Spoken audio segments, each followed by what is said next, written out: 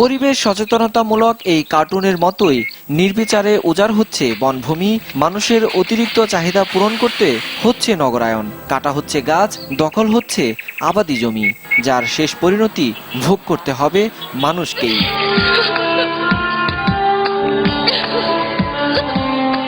পূর্বাচল নতুন শহর প্রকল্প বাস্তবায়নের নামে 2002 সালে রাজুক গাজীপুরের নাগরী ইউনিয়নের দুটি মৌজার বড়কাও ও পারাবর্থা গ্রামের জমি হুকুম দখল করে প্লট তৈরির কাজ শুরু করে।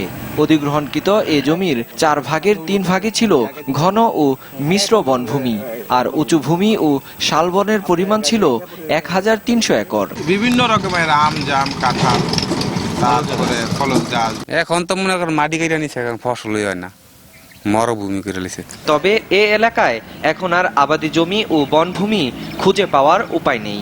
গাছপালা কেটে বালু দিয়ে জমি ভরাট করায় এলাকাটি এখন ধুধু মরুভূমি, আর কৃষি নির্ভর এলাকায় মানুষ ভূমি হারিয়ে অনেকে এখন বেকার।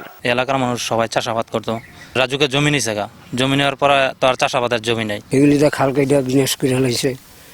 বছর ঘরের ভাত খাইতাম, আর এই সমস্ত ফসল টুকটাক ফসল করতাম, তরকারি বেচতাম, দুগা হাতাই বাতি খাইতাম, বাস। পরিবেশবিদদের মতে নতুন উপশহরের নামে স্বয়ং রাজুকই পরিবেশ ধ্বংসে মেতেছে।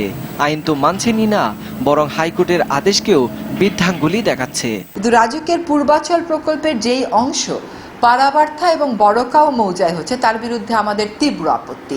জাতির কাছে আমাদের মুখ দেখানোর উপায় থাকবে না যদি এমন সাংঘাতিক একটা গড় এলাকা সমতল করে রাজুক প্লট বানায়। পরিবেশগত ছাড়পত্র ছাড়াই তারা এই প্রকল্প গ্রহণ করেছে। মানুষের বাসস্থানের চাহিদা মেটাতে নগরায়ন হতেই পারে, তাই বলে পরিবেশ ধ্বংস করে এমন নগরায়নের যৌক্তিকতা কতটুকু?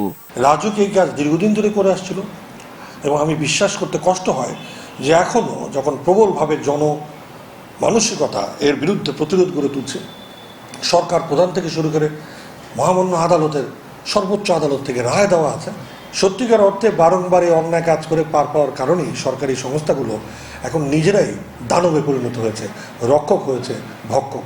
তবে এ বিষয়ে রাজুকের বক্তব্য জানতে বারবার চেষ্টা করেও কর্তৃপক্ষের কারো সঙ্গে কথা বলা সম্ভব হয়নি।